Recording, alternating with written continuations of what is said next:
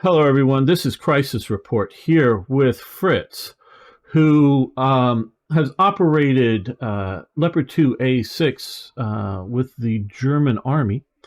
And we're going to interview him a little bit about the Leopard 2A6 because it is going to the Ukraine war and will definitely play a factor there. So, Fritz, would you like to tell us a little bit about your history and the Leopard 2A6 tank? Yeah, sure.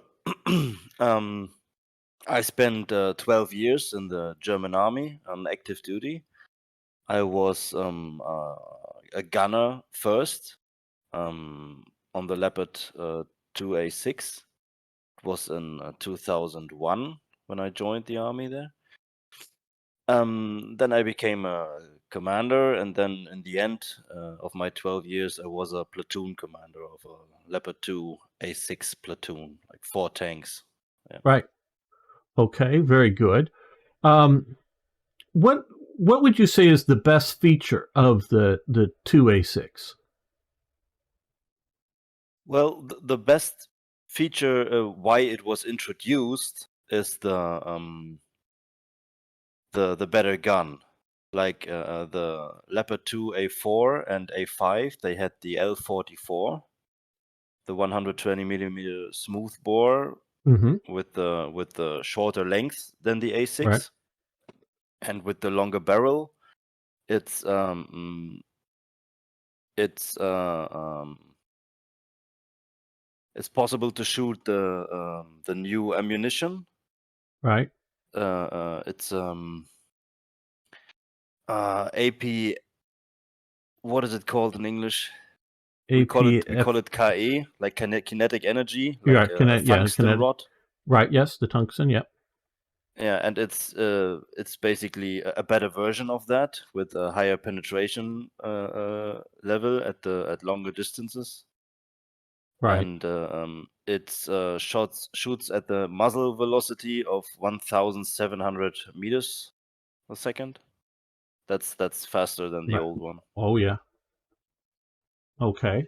Now, what is the biggest problem with the Leopard 2A6? Well, the biggest problem with the 2A6, I don't think there's a real problem with that. I mean, it has all the problems every tank has, like tracks and electronical stuff. Right. But the main difference for us users was the longer barrel. You know, Right. we were not used to that. Like when we trained in forests and more compact areas. Right. In towns and places. Yeah. We always had to keep in mind that there's a longer barrel. You know, Right. Okay. we are going to hit that tree or that building and so on. But Okay. it's not. There's nothing special about that. It's mine. Right. When you shoot 4 to 5 rounds in a row, like fast fire, one after the other in a dual situation, whatever. Right. You have to keep in mind that you have to use the Feldjustieranlage, it is called in German. It's when you do you It's have a picture of it somewhere? a smoke extractor on the barrel is what you're talking about? No, no, not the smoke extractor. It's when you have a long barrel and it gets warm, Mm. it deforms, you know? Okay. Right. Okay. And we have a system implemented there. It's called Feldjustieranlage. That means you can adjust the difference on the Okay. run. Like Okay. you push a button I and can then probably find a you picture of you that. Yeah. yeah you push a button and then you pull some buttons and you get the crosshairs Right. Adjusted. back to the position before, you know, Right. and then you can go on and hit the. But it's very precise stuff. It's no problem on 2,000 meters or something. It's when Right. you shoot up to 4,000 meters, then it makes sense to do that. Yeah. Oh yes. At that kind of range. All right. If you were going to lead a Leopard 2 unit going to Ukraine, what would be your big concerns? my big concern is electronic problems. Okay. Like the most mechanical stuff you can do with someone an inst trupp. It's like a squad on a two. That's the way we did it. You know, we had a company, Right. a Leopard 2 company, and every company had its own um, mechanical guy Right. with another soldier, and they had spare parts and so on. And every tank that had a problem, they came and fixed the problem on the fly. You know, like Okay. directly Right. behind the fighting Mm-hmm. unit. Basically, that would be if this is not provided, you know, Right. like there will be a lot of problems. And you need a recovery vehicle for that Right. tank. I mean, it's 60 tons. Mm-hmm. I don't think the Russian recovery vehicles are able to do that under Right. fire And and so that on. that is getting sort of into some of my other questions. But okay, so a little bit more. So you would be worried about sort of long term your electronic equipment continuing to work is what you're saying. Yeah, and it's not even long term. It's like it can. That's the thing in modern tanks is you always have some problems with the electronics somehow. Right. Some Right. sometimes it's just minor crap and so on. But I think you will always have these problems. So you need always a guy that is not far away that can take care of that. You know. Right. So logistic And support. of course, the bridges. Everyone talks about that. That the Leopards and the other tanks NATO is sending now, that they are too heavy for the areas, for the bridges, and that would Right. be a thing too. Because I did a little looking up, but the Leopard 2 A6 is about 62 metric tons, and the Yep. T-72, the sort of later version, is 44 and a half metric tons. Yeah, So that's a you're difference. you're you're you're about half again as heavy, you know, as a Soviet standard Soviet tank. So bridging is definitely an issue that I've worried about. And I know the Germans use the M3 amphibious bridging units. Yeah, that is we use that a lot, and we trained a lot with that, and it's awesome. Mostly we use them as ferries. Right. Uh, yeah, I think it takes three to get a Leopard across someplace together. Three of yeah. those. Yeah. And so without something like that, you're going to be very constrained as to where you can move. Now, do you think um, not counting bridges over just about anything, rivers or whatever, but just the terrain? Are the Leopards going to get bogged down in the terrain in Ukraine?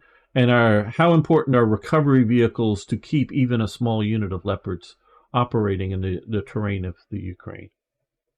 I mean, it depends on the terrain, of course, but if you want, you can buck down a Leopard everywhere.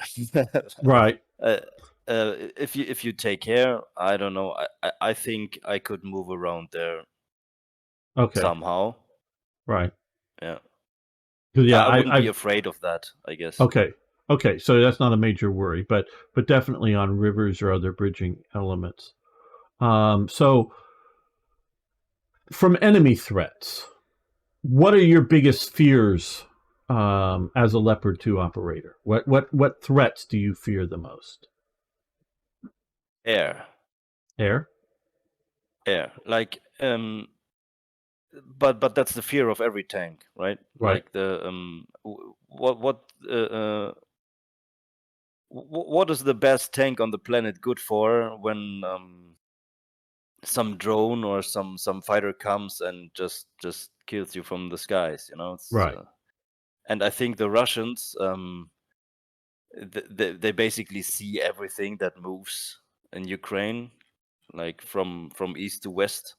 I don't Right. care. Like all those satellites, it's the same with the US. They see everyone moving, and the Right. Russians see that too. And my fear would be like even the areas when you reach Ukraine, like you come, you put them from the trains, Right. you get in your training areas, whatever. They're they are in danger from day one because they will be a priority target, I think. Yeah, and where you're going to be transferred, I'm guessing the Polish border, but whatever border they're looking like to be transferred from, they've got a long way that they're probably going to have to be put on trains to get them at least halfway across Ukraine before you want to unload them, because otherwise it's going to be heavy wear and tear on the engines, transmissions, the tracks, driving that far across Ukraine on those tanks. Wouldn't that be the case? Yeah, yeah. I mean, the A6s, they are not new tanks. Right. We use the A7 currently, Hmm. and the A6, they are basically run-in tanks. You know, they Right. don't have the child problems, Right. and 200 to 300 kilometers a day should be possible on halfway good terrain like Right. roads and so on. But of course they will come on trains and they will be a target. In my opinion, if I were the Russian, I would target them when they come in. You know. Yeah. Oh, I'm sure they would like to. Whether they have the capability, I don't know. Um, now, how do you think for if looking at it from the try to understand it from the Ukrainian viewpoint of going from at least I think most of their tanks that they're currently operating are 3-man tanks with an auto loader, and they're going to be going to 4-man tanks with a human loader. Is that going to be a training difficulty, you think, or not for them? I don't think so.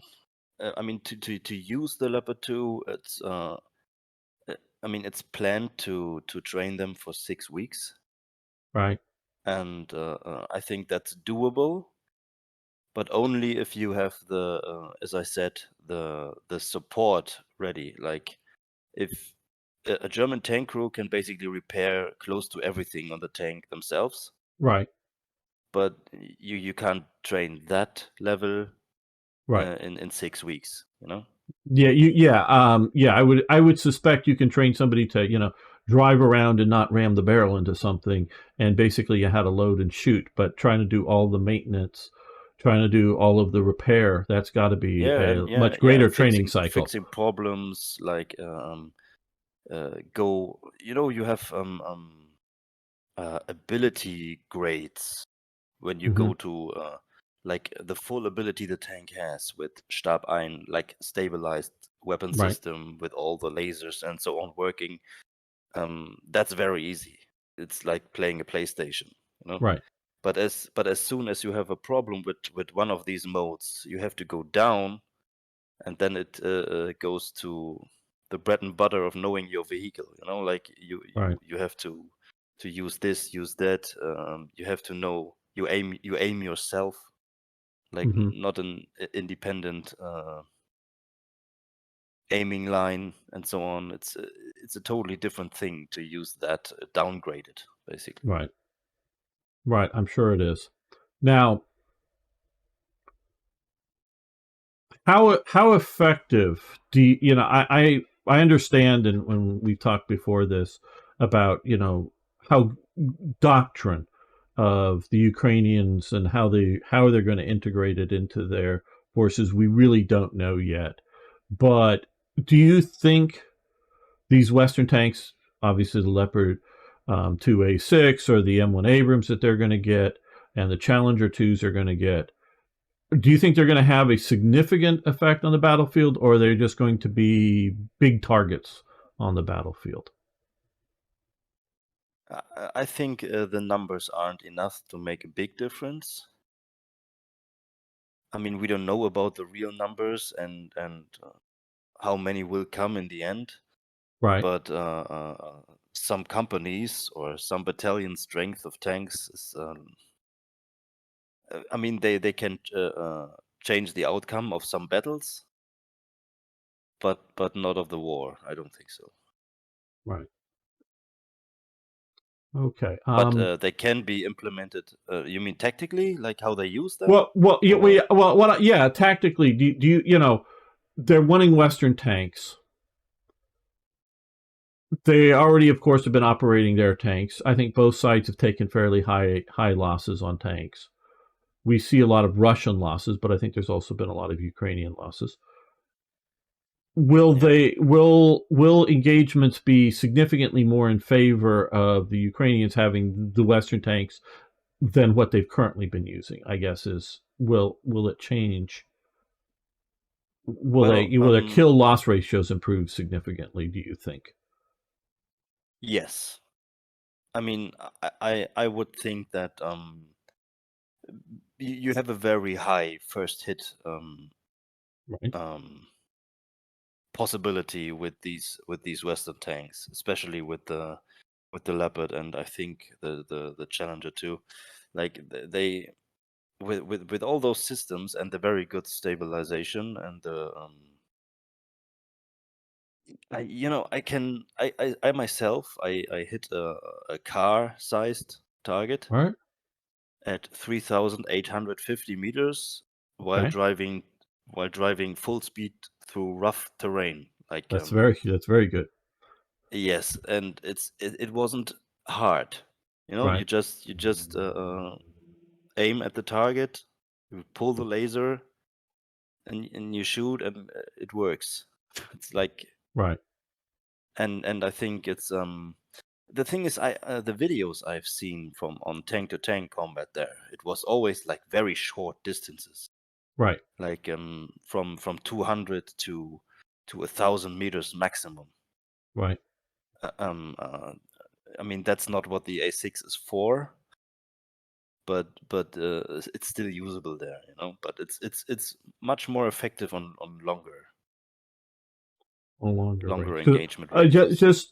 I'm just wondering, and I don't think you or I have the answer to this, but I'm wondering how they're going to employ if they're going to try to employ it like a Western army would, with armored personnel carrier support and trying to do armored thrusts, or whether they're going to use it as sort of an infantry support tank to stand way back, let the artillery to engage the enemy positions, and then move up the infantry.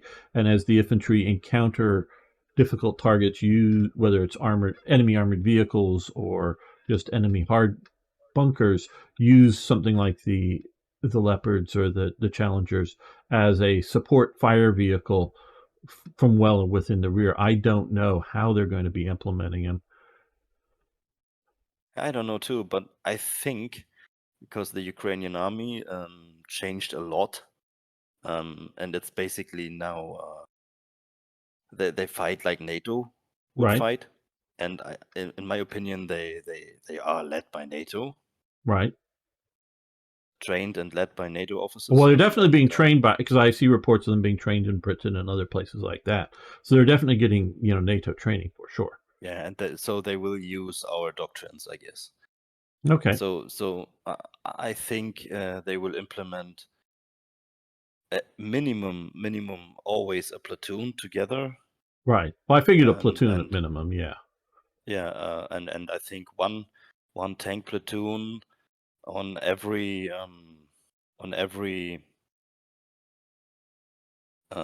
armored personnel carrier company. Right. Like every APC company gets Hmm. one tank platoon, and then they have a very capable force. Right. Yeah, I think it very well could be.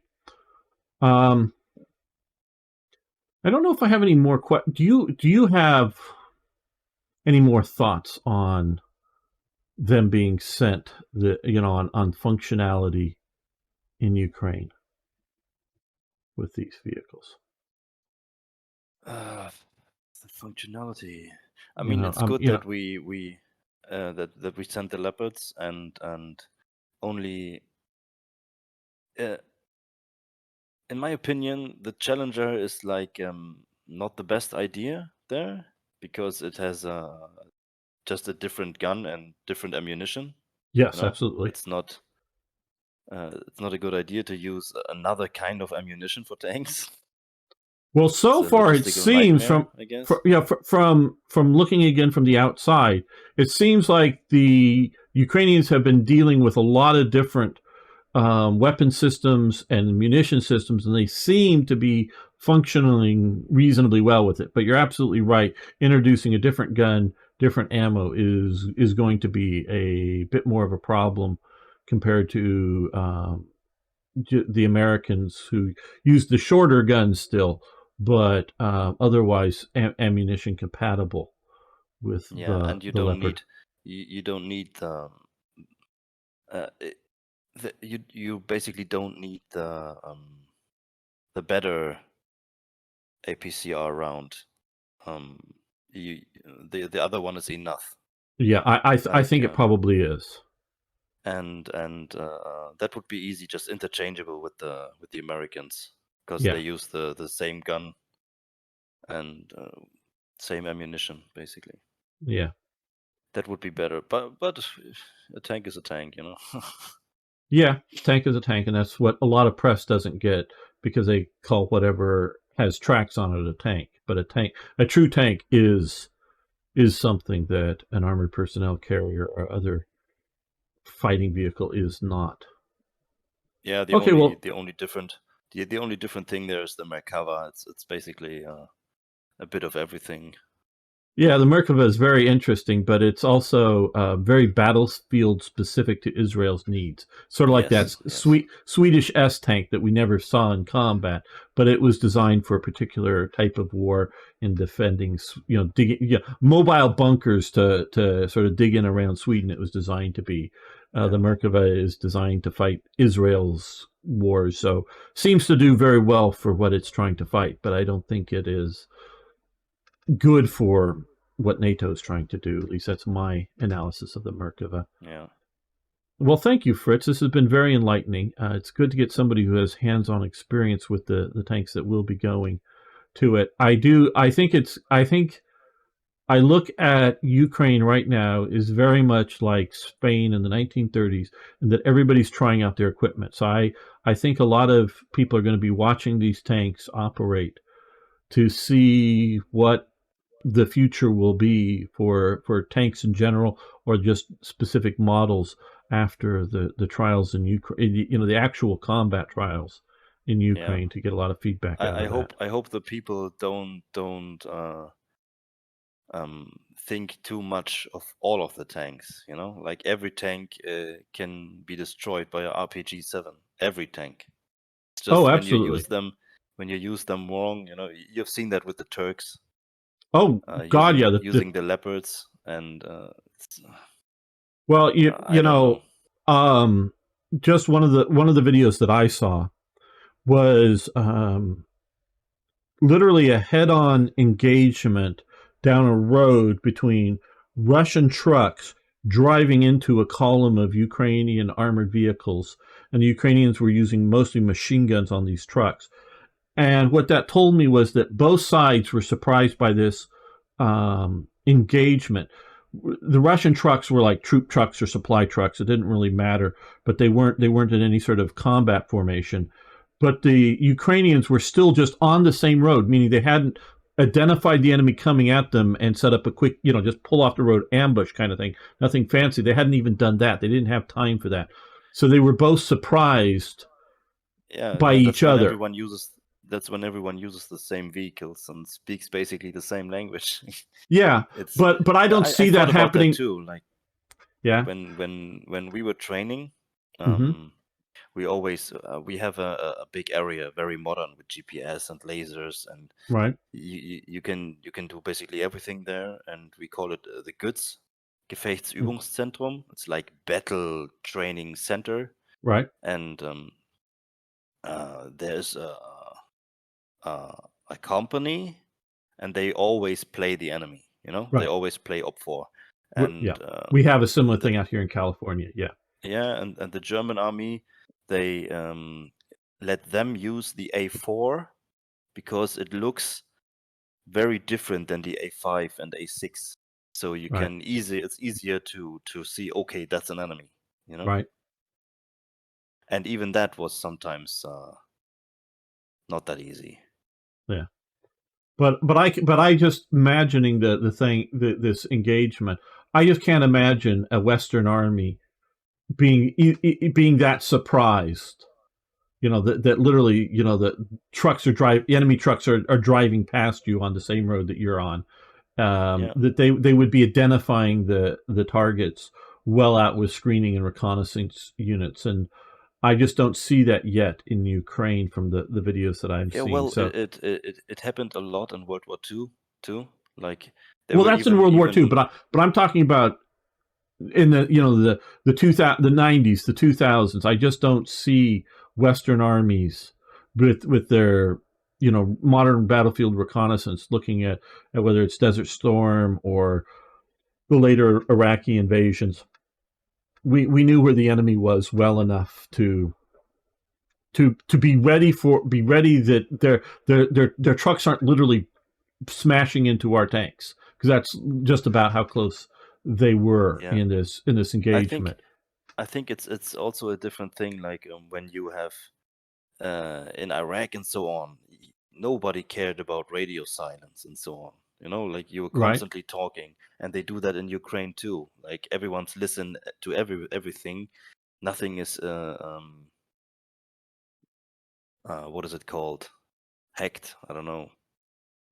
Everyone can just listen to Okay, so everyone's yeah, radios. there's no encryption, is what you're saying. Yes, and but when you have operation going on where there's radio silence, and Right. you're moving very fast to an area, and you cannot radio and so on, and you think, okay, they are moving there, we are moving there. In my opinion, I think it can happen easy to run Okay. into each other there. Yeah. Okay. Well, maybe it's just my perspective that's ill-informed, but okay. Well, this has been very enlightening, Fritz. Thanks so much for the interview. I hope we can talk again once we see these vehicles in action, and you can analyze some of the videos Yeah, I that would come love out. to do that. Yeah. Yeah, so we'll get back with you when we have more concrete information like that. But thanks so much. Thanks everyone out there. This is, of course, Crisis Report. I hope you've smashed that like button, and if you want to keep these reports coming, please subscribe. See you next time.